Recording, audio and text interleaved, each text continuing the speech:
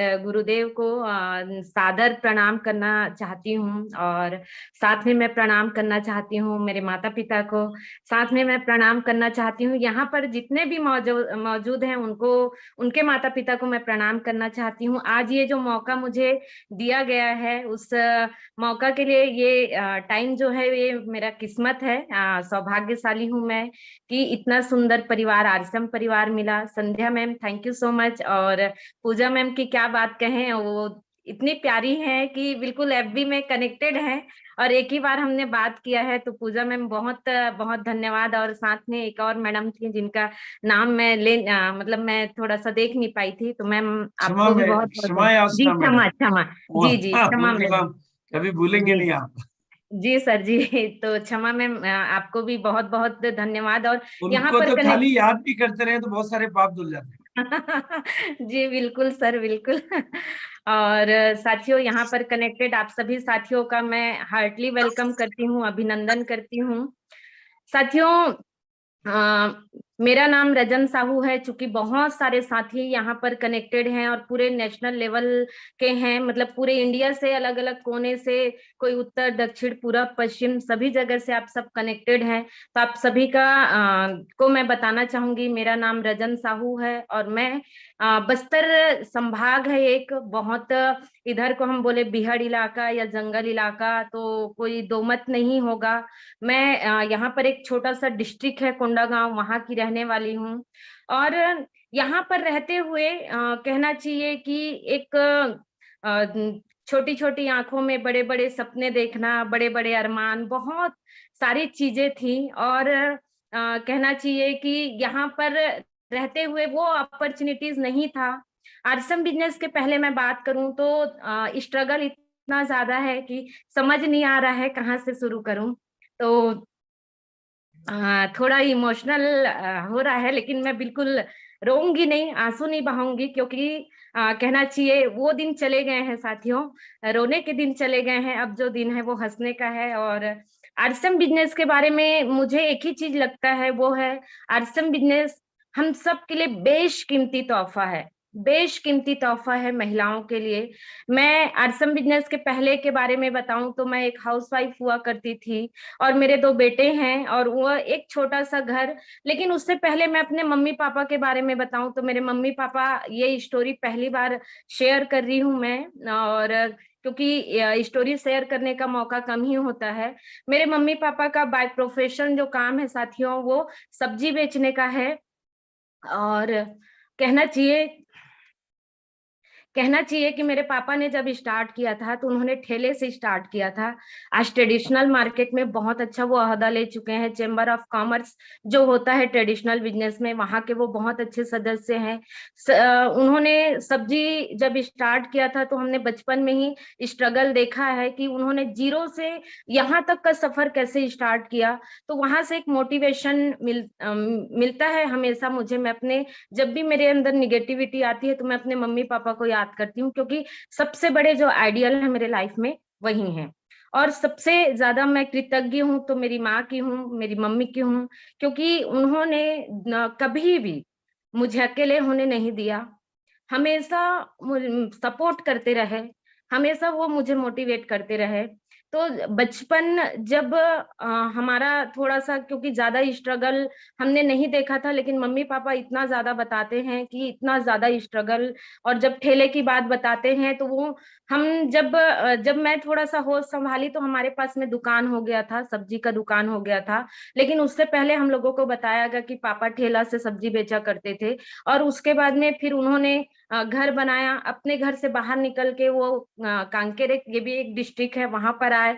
उन्होंने पहले ठेले से सब्जी बेचा, फिर दुकान डाली, फिर हार्डवेयर का है, मतलब बहुत सारा ट्रेडिशनल बिजनेस है। हम तीन भाई बहन हैं, मेरे बड़े भैया भी हैं, मैं हूं और मेरा छोटा भाई है। हम तीनों भाई बहन सब्जी वाले के तो बच्चे थे, लेकिन कभी हमको ये फील नहीं कराया गया कि आप सब्जी वाले के बच्चे हैं। हमको हमेशा बड़ा सोच दिया गया। हमारे माइंड में एक ही सेट डाला गया कि गरीबी नाम की कोई चीज नहीं होती। मेहनत कीजिए, सही तरीके से मेहनत कीजिए, बिल्कुल आप अपने आप को प्रूफ कर सकते हैं। ये पापा मम्मी दोनों का कहना था। और हमारे यहाँ पापा इसके बाद में स्मूथली हमारी लाइफ चल रही थी। और इसी दौरान कहना चाहिए, मैं तो थोड़ा सा अपने बचपन को कभी कभी याद करती हूँ, तो ये सोचती हूँ कि मेरे पेरेंट्स सब्जी तो बेचते थे, लेकिन हमको प्रोटीन बिस्किट उस टाइम खिलाया करते थे। लोग प्रोटीन के लिए अभी अवेयर हो रहे हैं, हमको उस समय दूध पिलाया करते थे। और वो सारा सब कुछ जो एक प्रिंसेस की लाइफ है, वो लाइफ मैंने जिया। और स्मूथली बहुत अच्छे से हमारी लाइफ निकल रही थी, पढ़ाई करते करते फिर मेरी शादी हुई। और जैसे ही शादी हुई तो 360 डिग्री एंगल से मेरा लाइफ जो है वो चेंज हो गया। क्योंकि कांकेर थोड़ा सा कस्बा है, थोड़ा सा शहरी इलाका है, लेकिन जहां पर मेरी शादी हुई वो एकदम बीहड़ इलाका, इतना ज्यादा बीहड़ इलाका कि अकेले अगर कोई जाना चाहे शाम के 5 बजे 6 बजे के बाद में तो डर जाए इंसान। क्योंकि जंगल बहुत ज्यादा, 7-8 किलोमीटर तक कच्ची रोड था, वहां पर पक्की रोड भी नहीं था। लाइट एक बार जाती थी साथियों तो 8-8 10-10 दिन तक लाइट आती ही नहीं थी। लाइट आती ही नहीं थी। कन्वर्जन का कोई भी साधन नहीं था। शादी के पहले मैंने जो काम सीखा था, मैंने मेहंदी लगाने का काम सीखा था, मैंने सिलाई का काम सीखा था, मैंने कढ़ाई बुनाई का काम सीखा था। लेकिन उस इलाके में जाने के बाद में ये पता लगा कि ये जो मेरा टैलेंट है वो ज्यादा कुछ भी नहीं है। क्योंकि सिलाई जो है बीहड़ इलाके में जो महिलाएं हैं वो बहुत कम, मतलब रेडीमेड ब्लाउज परचेज करा करती थी, खरीदा करती थी, पहना करती थी। तो वो 20 रुपए 25 रुपए में आ जाता था, तो वो कहना चाहिए कि वो मेरा काम नहीं हो पाया। मेहंदी मेहंदी का तो वो दूर दूर तक कोई चलन ही नहीं था। और कढ़ाई बुनाई की बात करें तो गांव के लोग कोई डेकोरेट नहीं करते अपने घर को, तो ये जो मेरा तीनों सीखा हुआ काम था वो जीरो हो गया। लेकिन उस एक घरौंदे में मेरे फैमिली, मेरे बच्चों के साथ में मैं सिर्फ जीवन को काट रही थी। जब आरसम बिजनेस में मैं स्टार्टिंग में आई थी तो वहां पर कहना चाहिए कि एक ही बड़े लीडर्स आते थे, बोलते थे आरसम में आए तो जीने का मजा ही आ रहा है, पहले जीवन कट रही थी। तो इसका मीनिंग भी मुझे नहीं मालूम था कि जीवन कट रहा है। जीवन कट रहा है मतलब इस तरीके से लाइफ था कि बस सुबह हो रही थी, शाम हो रही थी, कोई इंजॉयमेंट नहीं, कोई नहीं। क्योंकि जेब में पैसे ही नहीं थे। बच्चों के लिए बड़े बड़े सपने मैं देखा करती थी। मुझे, आप यकीन नहीं करेंगे साथियों, मुझे मेरे बच्चों को अगर 5 रुपए का कुरकुरे भी खिलाना होता था तो मुझे सोचना पड़ता था। ऐसी दयनीय स्थिति थी। जब उस टाइम हम लोग फिर गांव में रह रहे थे, फिर बच्चे थोड़ा सा बड़े हुए, स्कूल जाने का टाइम आया, तो कहना चाहिए हम कोंडा गांव आए। कोंडा गांव मतलब यहाँ से 90 किलोमीटर है मेरा जो गांव है। और वहां से निकले, बच्चों को थोड़ा सा पढ़ाई कराए। और उसी दौरान आरसम बिजनेस घर में रहते रहते ही मेरी ज्वाइनिंग हो गई थी। लेकिन सबसे बड़ा जो पंगा होता है आरसम बिजनेस के साथ में कि फैमिली वाले ही आपका सपोर्ट नहीं करते, फैमिली वाले ही आपके विरुद्ध, आपके अपोजिट खड़े हो जाते हैं कि नहीं, आरसम बिजनेस करना ही नहीं। तो ये जैसे तैसे आरसम का प्रोडक्ट हमारे घर में आ रहा था। लेकिन एक अरमान था कहीं ना कहीं अच्छे लोगों से दोस्ती करना, अच्छे लोगों के से उठना बैठना, मेरे बच्चों को अच्छा लाइफ स्टाइल देना, मेरे बच्चों को अच्छे कपड़े देना, अच्छे स्कूल स्कूल में उनको एजुकेशन देना। एक ऐसा माहौल मैं देना चाहती थी जिस माहौल में मैं पली बढ़ी थी। विडंबना ये था साथियों कि मैं जिस माहौल में पली बड़ी थी, एक बढ़िया माहौल था, पॉजिटिव माहौल था। लेकिन मेरे घर का जो इन्वायरमेंट था, मैं अपने बच्चों को वो पॉजिटिव माहौल नहीं दे पा रही थी। और इस बात का बड़ा दुख था और निराशा से मेरी जिंदगी चल रही थी। और कोंडागांव जब हम शिफ्ट हुए तो हाथ में बिल्कुल कुछ भी नहीं था। सर का जॉब लगने का एक बहाना था कि सर को जॉब लगा है, लेकिन सर को जॉब कुछ लगा नहीं था। कोंडागांव आ गए और कोंडागांव आने के बाद में बच्चों को हमने थोड़ा सा स्कूल में डाला। और स्कूल में डालने के बाद में हाथ में 1 रुपया भी नहीं था। हाथ में 1 रुपया भी नहीं था। और हाथ में 1 रुपया नहीं था तो ये समझ में नहीं आता था कि क्या करे। क्योंकि किराया का घर था, जो किराया का घर था साथियों, वो 600 रुपए का कच्ची मिट्टी का मकान था। और वहां पर मैंने कभी कहना चाहिए कि गोबर से लिपाई करते हैं, मैंने कभी नहीं किया था। लेकिन किराए के मकान में मैंने किया है। कभी मैं घर से बाहर निकली नहीं थी पानी लेने के लिए, मैंने घर से बाहर, क्योंकि बजट था ही नहीं, पैसे थे ही नहीं। और घर से बाहर गुंडी लेके जाना पड़ता था पानी लाने के लिए। पानी लाती थी मैं हैंडपंप से, पानी निकालती थी, मतलब निकाल के लेके आती थी वहां से हैंडपंप से। और साथ में इसी तरीके से बस लाइफ चल रहा था। और लाइफ चल रहा था तो मैं सर को बोलती थी, सर आप कुछ काम करो, ऐसे तो नहीं चलेगा। तो सर बोलते थे मुझे कि इस बार जैसे तैसे कर ले, बच्चों का स्कूल जैसे ही खत्म होगा तो हम वापस गांव चलेंगे। वापस गांव चलेंगे और गांव में वापस हमारा तो मतलब थोड़ा मोड़ा खेती बाड़ी है और वहां पर हम रह जाएंगे। लेकिन मैं साथियों थोड़ी सी स्वावलंबी किस्म से मैं बचपन में रही हूँ, जिद्दी किस्म की लड़की रही हूँ और सही चीज के लिए जिद्दी रही हूँ कि नहीं, अगर करना है तो हम सही से मतलब बहुत अच्छा कर सकते हैं, लाइफ में बहुत बड़ा कर सकते हैं। बस कोई जरिया होना चाहिए, कोई माध्यम होना चाहिए। तो सर वहां पर इस तरीके से वो क्विट कर गए थे। वो बिल्कुल वहां कोंडागांव में रहने का उनका बिल्कुल भी मन नहीं था। लेकिन मैंने उनको एक ही आंसर करा, देखिए सर अगर आपको जाना है तो आप जा सकते हैं, मैं तो नहीं जाऊंगी, क्योंकि वापस मैं गांव में जाऊंगी। ये मुझे ऊपर वाले ने एक अपॉर्चुनिटी दिया है कि मैं घर से बाहर निकली हूँ और निकली हूँ तो कुछ ना कुछ करूंगी। तो वो बोलते थे आप क्या करोगे, तो मैं बोलती मुझे जो काम मिलेगा वो मैं करने को तैयार हूँ, लेकिन मैं वापस गांव नहीं जाऊंगी, क्योंकि गांव में मेरे बच्चों को वो माहौल नहीं मिलेगा जो मिलना चाहिए। और उसके बाद में हमारी मतलब कहा सुनी हमेशा अक्सर हुआ करती थी। तो उस टाइम में साथियों मेरे को कुछ समझ नहीं आ रहा था, कुछ समझ नहीं आ रहा था कि क्या करें कैसे करें। एक बार जब हम कोंडा गांव में ही रह रहे थे तो कृष्ण जन्माष्टमी का टाइम था, त्योहार था, मतलब कोंडा गांव का हमारा पहला त्योहार था कृष्ण जन्माष्टमी का। और उसमें सभी के घर में उत्साह, क्योंकि मुझे पता है यहाँ पर जितने भी कनेक्टेड साथी हैं सब कृष्ण जन्माष्टमी को बड़े धूमधाम से पूरे हमारे भारत देश के अंदर मनाया जाता है। तो उस दिन भी कृष्ण जन्माष्टमी बहुत उत्साहित होकर मना रहे थे लोग बाग। लेकिन हमारे पास में ऐसा था साथियों कि जिस हम गैस सिलेंडर को घर से लेके आए थे उसी दिन ही खत्म हो गया। उसी दिन ही वो सिलेंडर नई सिलेंडर जो है वो खत्म हो चुका था। और कहना चाहिए कि मुझे खाना बनाने के लिए मेरे पास कुछ भी नहीं था, कुछ भी नहीं था। और सब बड़े बड़े त्योहार, और पैसे भी नहीं थे कि मैं पैसे दे दूं और सिलेंडर डलवा लूं। मेरे बच्चे बार बार जाते थे, मम्मी उनके यहाँ ये बन रहा है, मम्मी उनके यहाँ ये बन रहा है। तो मैंने एक बार बड़े वाले बेटे को एक थप्पड़ लगाया, बोला घर से बाहर निकलेगा ना तो ठीक नहीं होगा। क्योंकि जब इस टाइम को मैं याद करती हूँ तो कहना चाहिए मेरे आंख से आंसू नहीं, मेरे आंख से खून गिरते हैं। मेरा बेटा, फिर उसके बाद वो लोग सहम गए, डर गए, उस वो लोग नहीं गए। हमारे पास में मात्र, मेरे पास में उस टाइम में 70 या 80 रुपए था। और यहाँ पर कोंडा गांव में आज भी सुनीता होटल है। तो मैंने बोला कि चलो अब बच्चों को कुछ तो खिलाना पड़ेगा, क्योंकि खाना कुछ भी नहीं था, सिलेंडर खाना बना नहीं था। और कुछ भी नहीं होने की वजह से फिर मैंने बोला यार थोड़ा सा हैप्पी मोमेंट लाने के लिए बेटा आज होटल में जाते हैं खाना खाने के लिए।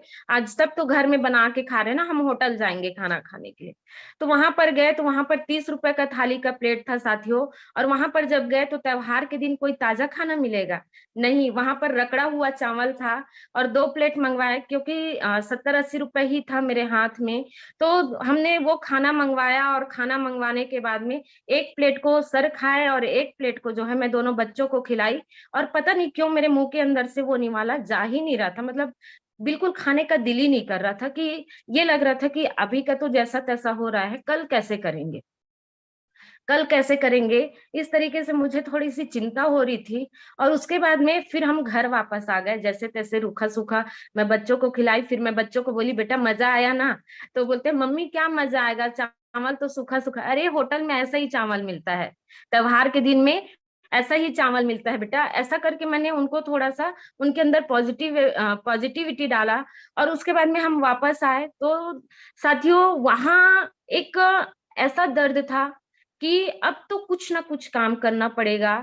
और उसके बाद ही मुझे ध्यान आया कि आरसीएम बिजनेस में मेरी ज्वाइनिंग हो चुकी है, क्यों ना मैं आरसीएम बिजनेस को करूं। जब मैं घर में थी तो सासू माँ बिल्कुल पसंद नहीं करती थी, वो कहती थी या तो आप तुम रहोगी इस घर में या तो ये आरसीएम रहेगा। तो मैं वहां पर उनसे डर जाती थी और बिल्कुल उनको कुछ भी नहीं बोलती थी, ठीक है ठीक है। लेकिन मेरे अपलाइन अब मेरे अपलाइन का रोल आता है साथियों।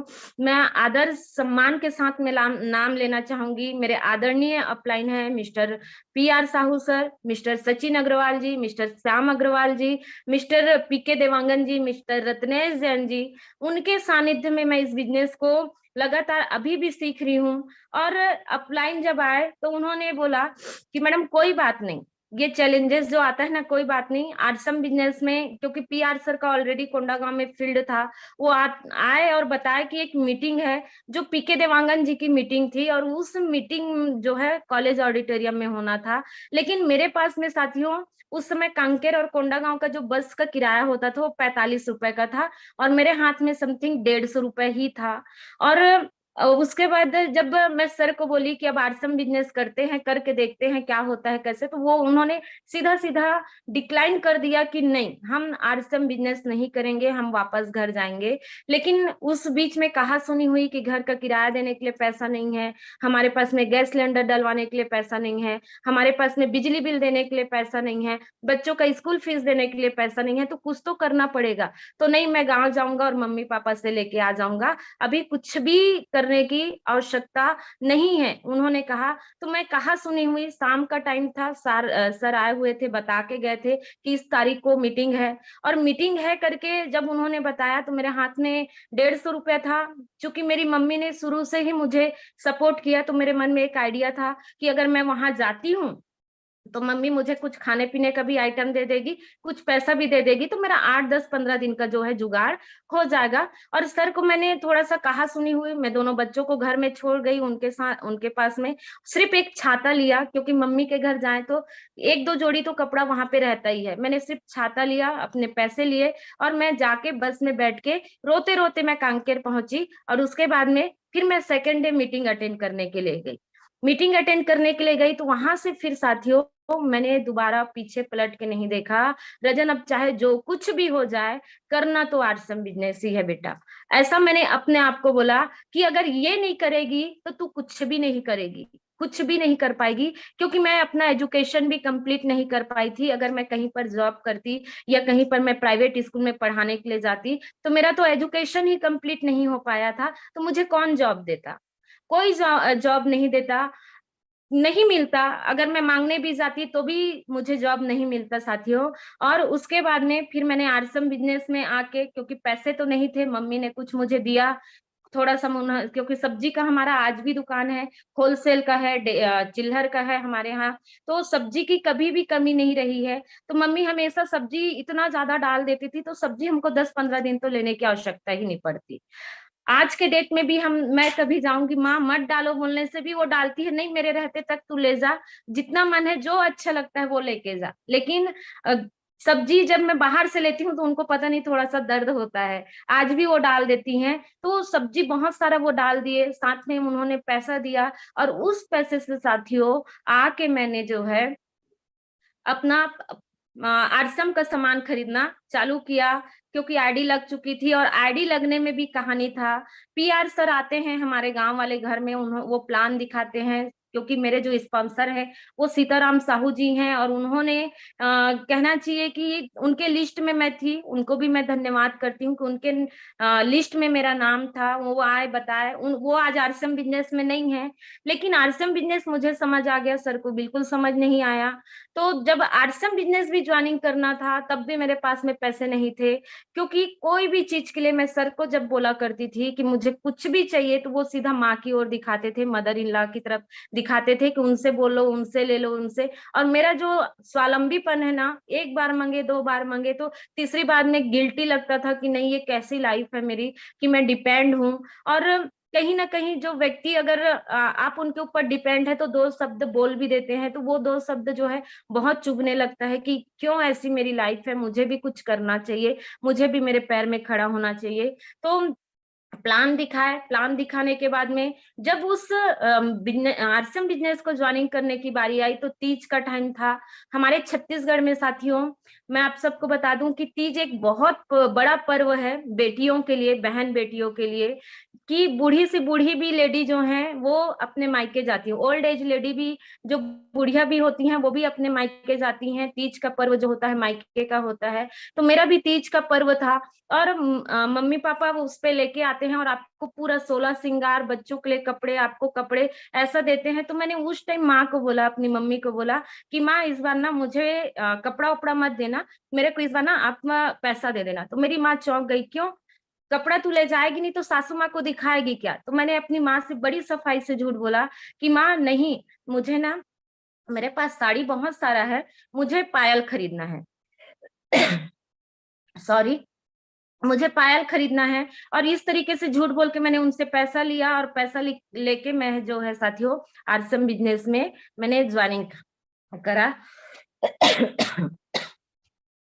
1 मिनट सर।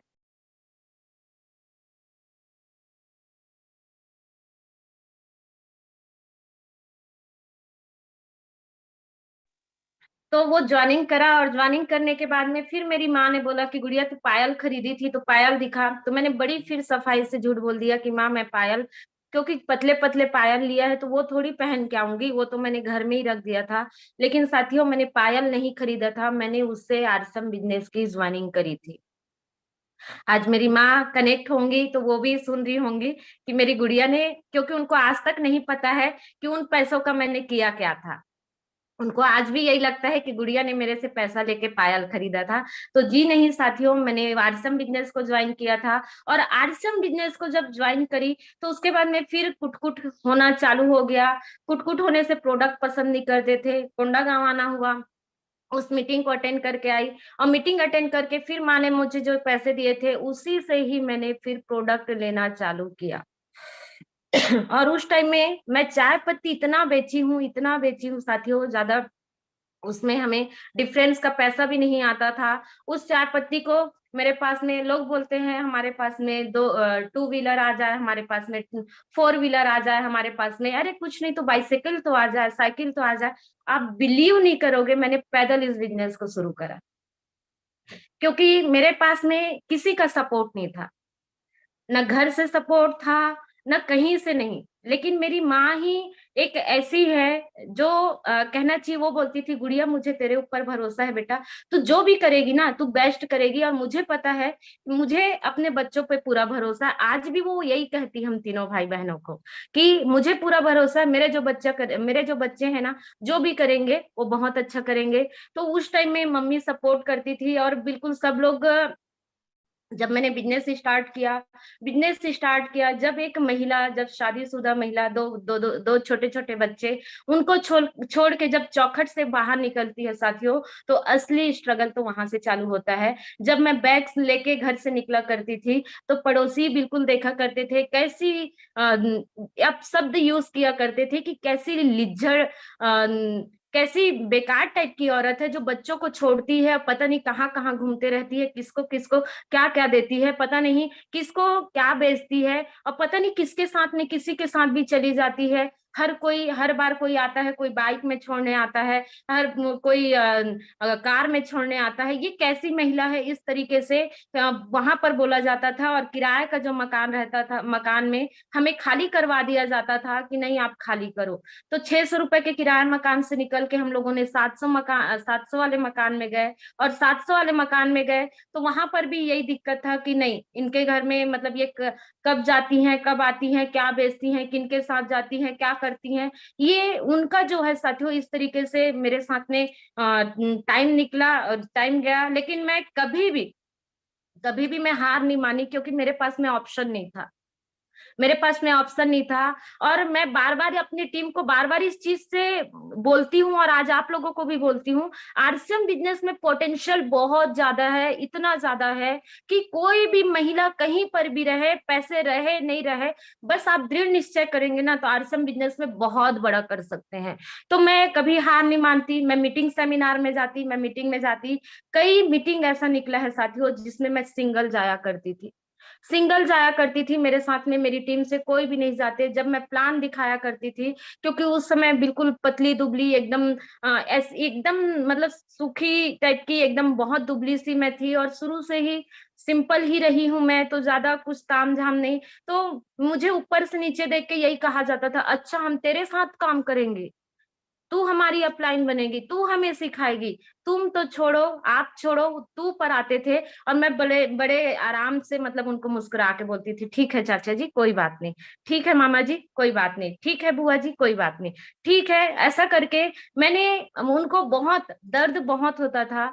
एक बार ऐसे ही कहना चाहिए कि मीटिंग में मैं जा रही थी, मेरे पापा जो हैं एक बहुत बड़ी बात बोले, जो मुझे उस टाइम के लिए बहुत सबसे ज्यादा दुख लगा था। मैं सबका सुनती थी, लेकिन एक दिन मेरे पापा बोले, बेटा तू गाड़ी किराया कर ले, हमारे समधी को ले ले गाड़ी में, समधिन को ले ले, दोनों को ले ले, अपने सास ससुर को, दोनों बच्चों को ले ले, दामाद को बिठा ले, और तू जहां जाना है वहां जाया कर। लेकिन हमारे घर में आके ना इस तरीके से बैग लेके तू गली गली मत घुमा कर, पैदल पैदल। कोई भी हमको पूछता है किसके घर की बच्ची है, तो नहीं वो, क्योंकि हमारे यहाँ पापा और मम्मी थोड़ा जाना जाता है उनको शहर में कि, और बाई मतलब बाई उनका जो फेस है मेरी मम्मी का, एकदम मैं उनकी टू कॉपी हूँ, तो कोई भी जान जाते हैं कि ये इनकी बेटी है। वो फेस से ही जान जाते थे कि ये इनकी गुड़िया है, आप उनकी गुड़िया हो।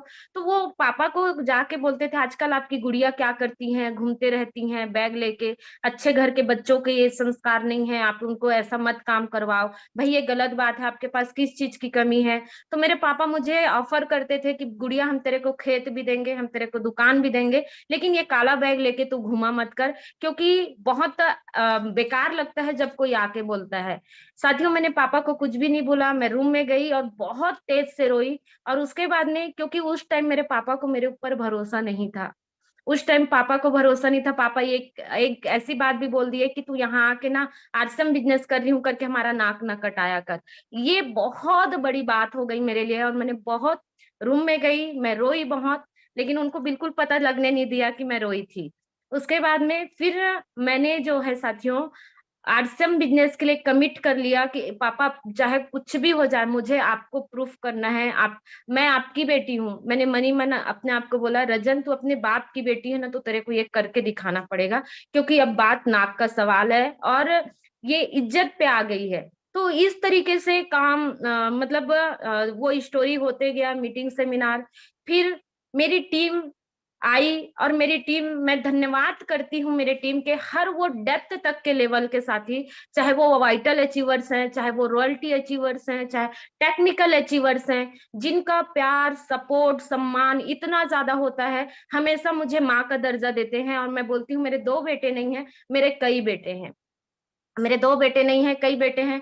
कई सारे सर जो हैं मेरे जो रॉयल्टी अचीवर है, एज में मैं कई बार उनकी छोटी बहन, उनकी बेटी के बराबर की एज की मैं हूँ, लेकिन इतना सम्मान देते हैं बिल्कुल माँ के जैसे, हमेशा गुरु माँ इस तरीके से जब वो बोलते हैं, तो मैं प्राउड फील करती हूँ कि ऐसी टीम मेरे साथ में है। और उस टीम को मैं सैल्यूट करती हूँ यहाँ से कि ऐसी शानदार टीम है। और वो टीम आने से पहले साथियों, उस टीम में आने से पहले लोग ऐसी ऐसी बातें बोलते थे, ऐसी ऐसी घटनाएं घटती थी कि बिल्कुल दिल दहल जाता था। मीटिंग सेमिनार में जाती थी, सारे लीडर्स अपने कपल के साथ में आते थे, तो उनकी मैडम खुसुर फुसुर करती थी कि नहीं मैडम कैसी हैं, अकेले आती हैं, कभी सर को नहीं लाती हैं। लेकिन मेरे अंदर की बात मैं जानती हूँ, किनको जाने का मन नहीं करता कपल के साथ में, किनको जाने का मन नहीं करता। मेरा गोवा ट्रिप भी हुआ न्यूट्री चार्ज की ओर से, मेरा दिल्ली का भी हुआ था 5 स्टार होटल में। कौन नहीं चाहता कि कपल के साथ में जाए। लेकिन साथियों वहां पर विडंबना ये थी कि आरसीएम बिजनेस करना है तो तू कर, मुझे कभी नहीं कहना, करना है तो तू कर, मुझे कभी नहीं कहना। एक बार जब आरसीएम स्टे मतलब आरसीएम कुछ दिनों के लिए ब्रेक हुआ था, और आरसीएम जब ब्रेक हुआ था, तो उस टाइम मैं बिल्कुल नर्वस हो गई थी, और नर्वस होने की वजह से कई सारी अदर कंपनियां आई टकराई मेरे से। लेकिन मैं एक ही बात बोलती थी कि माता पिता एक होते हैं, और जो अदर नेटवर्क मार्केटिंग है वो है चाचा चाची, और चाचा चाची जो है ना वो मम्मी पापा के जितना प्यार नहीं दे सकते। तो मैं करूंगी तो आरसीएम बिजनेस ही करूंगी, नहीं तो कुछ भी नहीं करूंगी। और आप सबको मैं बता दूं साथियों, जब आरसीएम जिस टाइम में क्लोज हुआ था, जिस टाइम में स्टे लगा था वहां पर आरसीएम में, उसी टाइम में ही मेरा बिजनेस ग्रोथ हो रहा था। और उस टाइम मैं लीडरशिप में थी, उस समय मैं लीडरशिप में थी, कोंडागांव आई थी और 9 महीने में मैंने लीडरशिप अचीव करा था। और लीडरशिप अचीव करने के बाद बस मेरा बिजनेस जिस मंथ 9 दिसंबर को जिस साल वो मेरा बिजनेस जिस तेजी से ग्रोथ कर रहा था, उस महीने मेरा रॉयल्टी होना था। और उसी महीने सडनली मैसेज आता है, न्यूज़पेपर में आता है, न्यूज आता है कि आरसीएम जो है वो ब्रेक हो चुका है, आरसीएम जो है ये अभी बंद हो चुका है। तो मुझे एक ऐसा झटका लगता है जो सुनामी से भी कम नहीं था मेरी लाइफ के लिए। क्योंकि आरसीएम के पहले आरसीएम का प्रोडक्ट जब मैं यूज करी थी, तो यूज करने से मेरे को 1024 रुपए का इनकम आया था। और जब 1024 रुपए का इनकम आया था, तो मुझे यकीन ही नहीं था, मैं 2 मिनट तक यूं 1024 रुपए ऐसा मेरे मन में आया था। और वो 1024 रुपए होने के बाद में हम वहां पर, मेरे पास में अकाउंट नंबर नहीं था, तो एक एक्सिस बैंक का कार्ड दिया करती थी कंपनी उस टाइम में हमारे को, जो 99,000 तक का ट्रांजेक्शन हम कर सकते थे, लेन देन कर सकते थे। आनंद फानन में उस फॉर्म को भरा, और फॉर्म भर के वो वहां से फिर मैंने एटीएम सीखा था, वहां से मैंने पैन कार्ड सीखा था, वहां से सब कुछ मैंने सीखा था आरसीएम बिजनेस से। तो आरसीएम बिजनेस सडनली ऐसा हुआ, तो जब वो हुआ तो कहना चाहिए कि मैं एकदम से नर्वस हो गई, मैं एकदम से टूट गई। वापस मैं सिलाई, क्योंकि उस टाइम भी हम किराए के घर में ही रह रहे थे, उस टाइम में मैं लीडरशिप अचीवर थी, तो किराए के मकान में रह रहे थे। और किराए के मकान में रह रहे थे साथियों, तो कहीं ना कहीं वो 2,000 रुपए का जो किराया हम लोगों को देना पड़ता था, वो नहीं होता था। तो मैं सिलाई को वापस करी। मेरी मकान मालकिन जो है वो रेडीमेड ब्लाउज का काम करती थी, बेचा करती थी, तो वो टेंडर लेती थी सिलने का और मुझे कुछ देती थी। एक ब्लाउज में मुझे 7 या 8 रुपए मिलता था, और उस ब्लाउज को मैं रात को 1:30 2 बजे तक मैं सिलाई करती थी। और सिलाई करके फिर काज बटन करके पूरा करके मैं उनको देती थी। और एक दिन में मेरा जो मैक्सिमम सिलाई करती थी वो 6 या 7 ब्लाउज मैं बना लेती थी। रेडीमेड ब्लाउज था तो ज्यादा उसमें कट छट नहीं होता था, तो मैं इतना बना के उनको सेकेंड डे ही कंप्लीट करके दे देती थी, ताकि वो पैसे दें, या पैसे नहीं भी दे तो किराए में वो काट ले। इस तरीके से मतलब चल रहा था। और वापस जब आरसम चालू हुआ, तो जिस दिन आरसम चालू हुआ, आरसम का प्रोडक्ट देखी, तो इतना रो डाली, इतना रो डाली फुट फुट के, कि वापस मेरा आरसम आ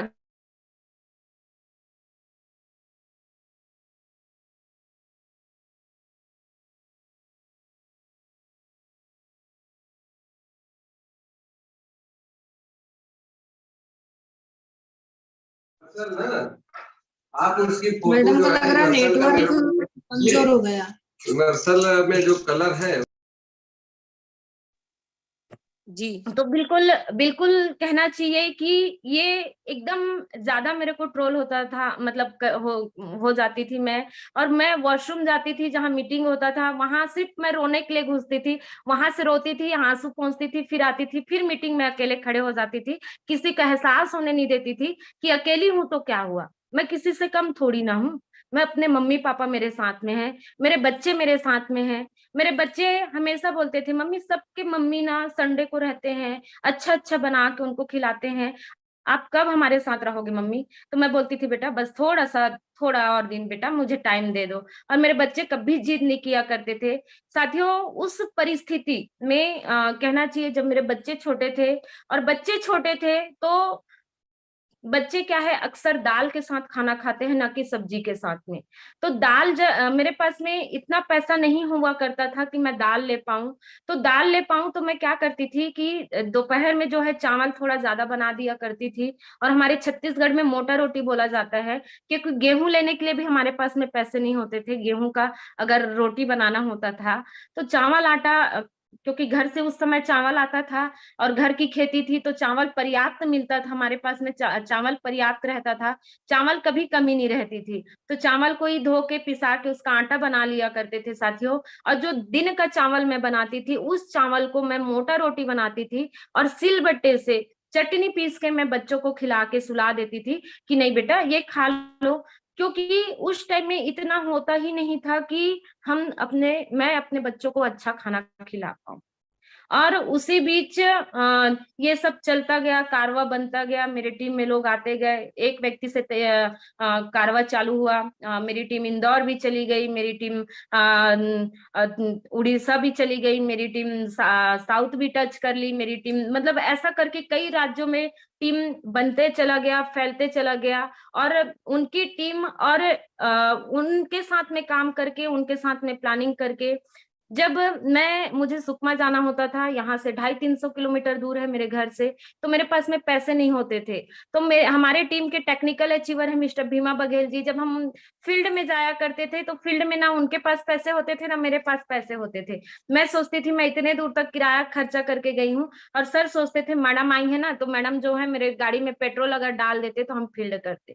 ऐसी परिस्थिति में जैसे तैसे कभी वो पेट्रोल डला लिया करते थे, कभी मैं पेट्रोल डला लिया करती थी, जैसे तैसे करके हम दोनों ने इतना भीड़ के काम किया, मैंने काम किया। फिर हम और भी जो टीम है, भीमा बघेल जी का मैं स्पेशली नाम ले रही हूँ, इसका मतलब ये नहीं कि मेरी टीम, मेरी ऑल वर्ल्ड टीम अगर मैं बात करूं तो सारे टीम के साथ में काम करके बहुत अच्छा लगा। और आज के टाइम में आज जो कुछ भी हूँ, आज अगर राजन साहू को उनकी कहानी, अगर आज मेरी कहानी को सुना जा रहा है तो मेरी टीम का सबसे बड़ा हाथ है, और उससे बड़ा हाथ 10% मेरी टीम का हाथ है, और 90% जो है मेरे अपलाइनों का हाथ है।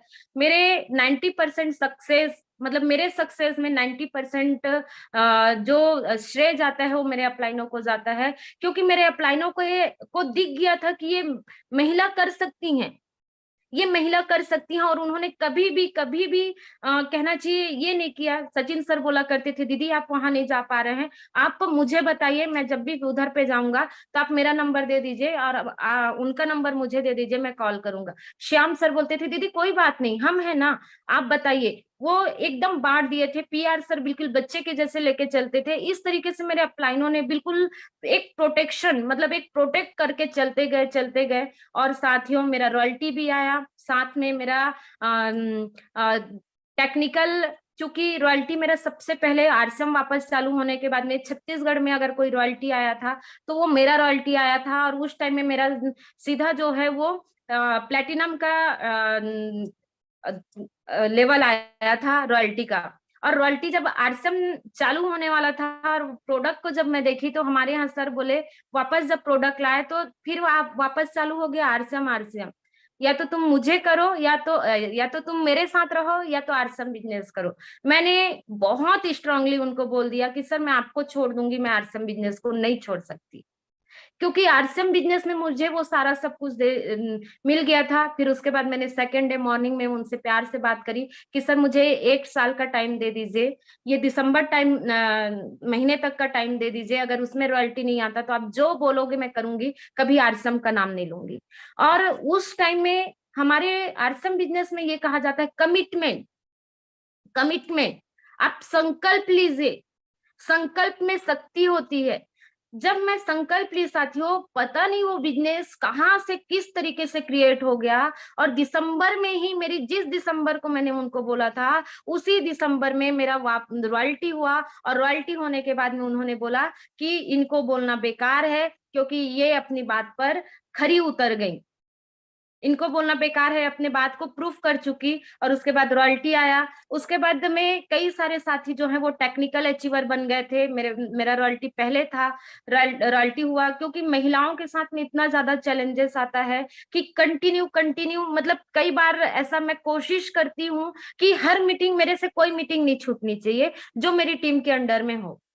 लेकिन कई बार सामाजिक दबाव होता है, पारिवारिक दबाव होता है, ससुराल की तरफ से दबाव होता है, मायके की तरफ से दबाव होता है। तो उस बीच में मेरा रॉयल्टी, मैं स्टार प्लेटिनम आया और स्टार प्लेटिनम को मैं मेंटेन नहीं कर पा रही थी, क्योंकि टेक्निकल करने के लिए 3 बार तक जो है हमें स्टार प्लेटिनम मेंटेन करना होता है।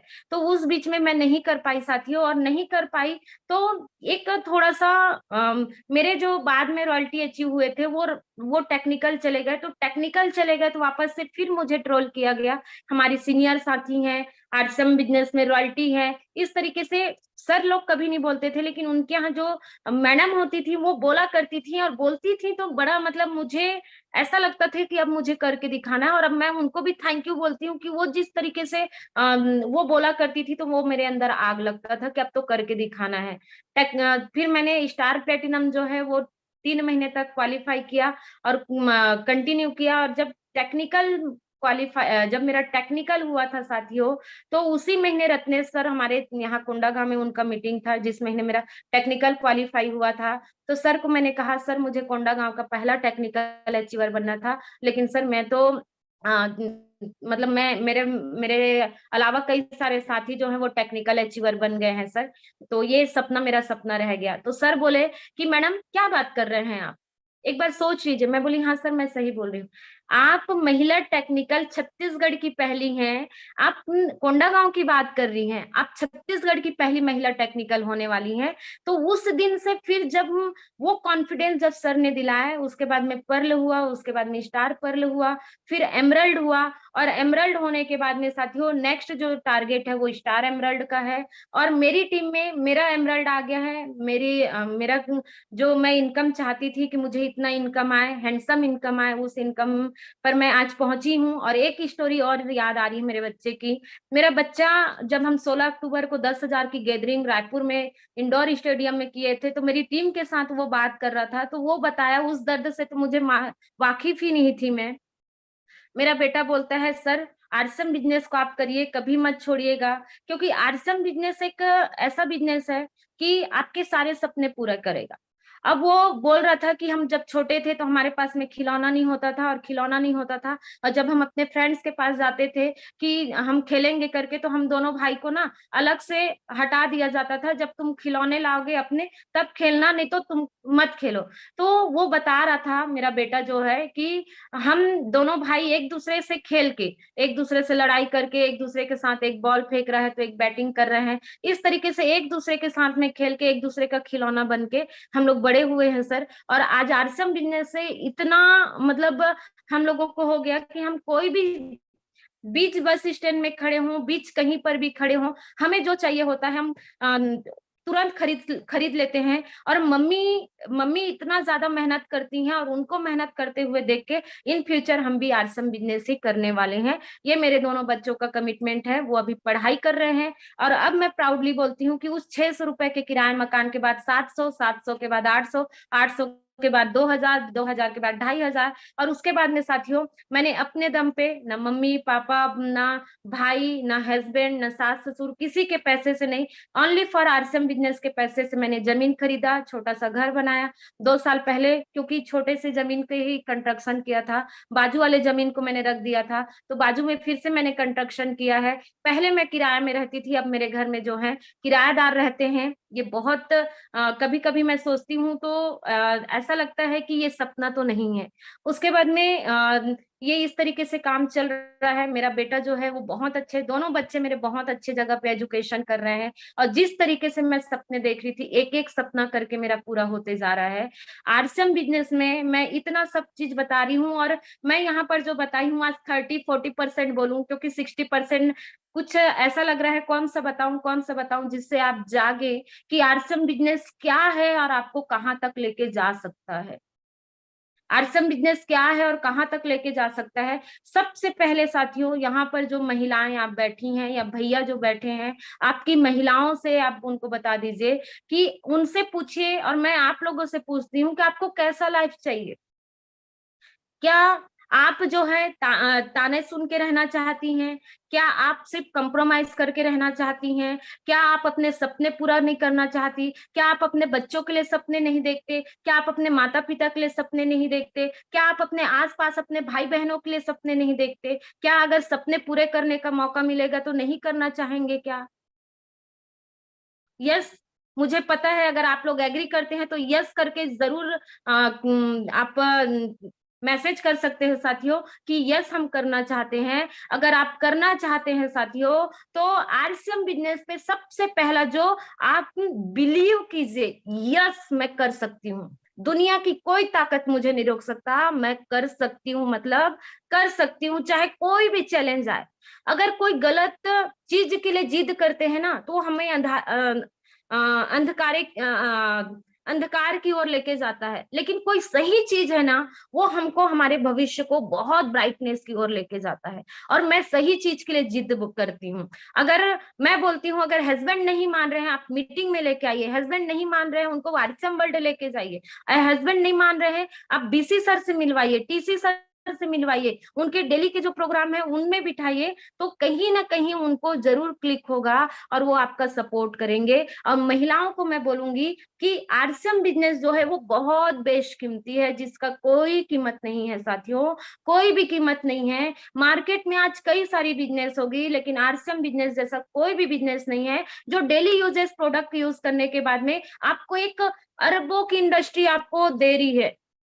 अगर आप अरबों करोड़ों या लाखों की भी, मैं अरबों करोड़ों की बात तो छोड़ो, अगर लाखों की इंडस्ट्री आप लगा पाते हैं तो आप वो काम कीजिए। लेकिन अगर आप वो नहीं कर पा रहे हैं, तो आरसीएम बिजनेस हमें इन फ्यूचर जो है, आज हम जीरो से स्टार्ट करते हैं, जीरो के बाद ही एक होता है और एक के बाद ही दो आता है और दो के बाद ही सिलसिलेवार ये चलता है। और उसके बाद में जब आप चलना चालू करते हैं तो कारवा बनते जाता है, और जब कारवा बनते जाता है तो डेफिनेटली ऑब्वियसली आपको आपकी मंजिल मिलेगी ही मिलेगी। दुनिया का कोई ताकत नहीं रोक सकता। तो सबसे पहला भरोसा कीजिए। दूसरा जो चीज है, आप अपनी नीड को पहचानिए कि मेरी नीड क्या है, मेरी नीड क्या है, मेरी जरूरत क्या है। क्या मेरी जरूरत पैसे की है? क्या मेरी जरूरत मान सम्मान की है? क्या मैं अपने आप को प्रूफ करना चाहती हूँ? मेरी जरूरत क्या है, नीड समझिए आप। उस नीड पर जब आप जाएंगे ना, तो कभी आलस नहीं आएगा, कभी आलस नहीं आएगा। आप आरसीएम बिजनेस को मर्जी से नहीं है, मजबूरी से नहीं, मर्जी से कीजिए और यहां से कीजिए, दिल से कीजिए। मैं आज भी कभी भी मैं अपने बिजनेस में ये नहीं देखती तो इतना हो जाएगा तो इतना कमीशन होगा, इतना हो जाएगा तो इतना। कभी मैं ज्यादा गणित पे जाती ही नहीं, गणित मैं कभी आज तक करी ही नहीं हूँ। और मैं सिर्फ बहुत स्मूथली, जिस तरीके से मेरी टीम, मैं कभी अपने कंफर्ट को नहीं देखती, मेरी टीम के कंफर्ट के हिसाब से मैं अपना शेड्यूल रेडी करती हूँ और उस शेड्यूल में मैं काम करती हूँ। साथियों, आप यकीन नहीं करेंगे कि बाइक में मैंने 500 किलोमीटर एक दिन का हाईएस्ट मैंने सफर किया है, बाइक में 500 किलोमीटर। आप जा पाएंगे? अगर जा पाएंगी, कर पाएंगी, तो आप भी अगले एमराल्ड अचीवर बन सकती हैं साथियों।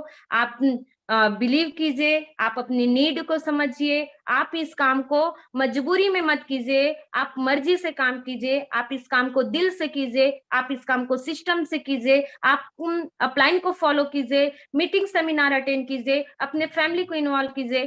फैमिली इन्वॉल्व नहीं होती है तो आप सबसे पहले अपने आप को इन्वॉल्व कीजिए कि यस, कोई करे चाहे मत करे, मैं तो करने वाली हूँ, क्योंकि मेरा फ्यूचर यहीं पर है। और लास्ट में बस एक ही चीज कहूंगी, शायद मैंने बहुत टाइम ले लिया है, टाइम बहुत ज्यादा हो गया है, स्टोरी इतना ज्यादा है और इतनी ज्यादा कहानियां हैं कि इन कहानियों से ऐसा बोलते जाऊं ऐसा हो रहा है, तो बहुत ज्यादा मैंने टाइम ले लिया है। आप सभी को मैं यही बोलूंगी साथियों कि आप भरोसा करिए और आप खुद अपने आप को आरसीएम में कर दीजिए। आपकी फैमिली जो है पहले मजबूरी में आपको अपनाएगी, लेकिन जब वो समझ जाएंगी तो आप को मर्जी से अपनाएंगी। आज मेरे मम्मी पापा बहुत प्राउड करते हैं कि हमारी बेटी आज पूरे इंडिया में जाती है, वहां पर उन रजन साहू जब बोलते हैं तो उनको बहुत अच्छा लगता है। टीसी सर जब रजन साहू बोलते हैं तो मुझे गर्व महसूस होता है, क्योंकि ये रजन साहू विदाउट आरसीएम कुछ भी नहीं है। जो भी है, मेरी मम्मी एक बात बहुत अच्छा बोलती हैं कि बेटा, अगर तेरा कुछ कोई नाम है ना, तो वो तेरा नाम नहीं है, वो तेरे ओहदे का नाम है, वो तेरे पद का नाम है। उसको रिस्पेक्ट मिलता है, ना कि तुझे मिलता है, क्योंकि अगर तुझे मिलता तो कहीं ना कहीं आरसीएम बिजनेस से पहले मिल रहा होता। और मैं अपने लास्ट में अपने मम्मी पापा को लेके बहुत बड़े सपने रखी हूँ, अपने बच्चों के लिए बहुत बड़े सपने रखी हूँ। मैं एक ही शब्द कहूंगी, मैं अपने बच्चों को बोलूंगी, मेरे बच्चे, मैं आप लोगों से बहुत ज्यादा प्यार करती हूँ और मैंने आप लोगों को, आपका कीमती टाइम मैंने ले लिया और उसको आरसीएम में इन्वेस्ट किया। लेकिन यकीन मानिए कि मैं आप लोगों से बहुत प्यार करती हूँ, और जब मैं इस दुनिया से जाऊं तो आप लोगों को किसी के सामने हाथ फैलाने की जरूरत ना पड़े इस सिक्योरिटी को लेके, क्योंकि कई सारी जब जेंट्स क्या होते हैं, काम कर रहे होते हैं, महिला को नहीं सिखाए होते हैं, तो महिला जब अकेली हो जाती, भगवान न करे ऐसा सिचुएशन आता है, तो वो इतनी कमजोर हो जाती हैं कि कहीं ना कहीं उनको वो काम करना पड़ता है जो वो करना नहीं चाहती। तो मैं अपने बच्चों को यही बोलूंगी कि बच्चे, आप लोगों को मेरे जाने के बाद किसी के सामने हाथ फैलाने की जरूरत नहीं पड़ेगी। आपके आंखों में आंसू होगा तो खुशी के आंसू होगा कि ये सब जो भी मैं किया है हमारी मम्मी ने किया है। आप सब ने मुझे सुना, उसके लिए बहुत बहुत धन्यवाद। मैं अगेन गुरुदेव बीसी छाबड़ा जी का बहुत दिल से नमन करती हूँ, धन्यवाद करती हूँ इतना शानदार प्लेटफॉर्म बनाने का, मुझे आज मेरी कहानी बताने का मौका मिला। आप सभी को धन्यवाद करती हूँ, आप सब ने अपना कीमती टाइम निकाल के यहाँ पर कनेक्ट हुए। और जब भी मौका मिला साथियों, कहीं पर भी जरूरत पड़े, हम मिल के काम करेंगे, बड़ा काम करेंगे। और बिल्कुल जो नारी सशक्तिकरण की जो बात आती है, यस, हम जब महिला महिला से मिलती है ना, महिला महिला का सहारा बनती है, महिला महिला का सपोर्ट करती है ना, तो दोनों मिलके बहुत चमत्कार कर सकते हैं। अगर गिरा भी सकती है तो महिला गिरा सकती है, अगर महिला ही महिला का सपोर्ट कर दे तो पूरी दुनिया में नंबर 1 बनने से कोई भी नहीं रोक सकता। बहुत बहुत धन्यवाद आप सभी को। जय आर सी एम, जय थैंक भारत। You ma'am.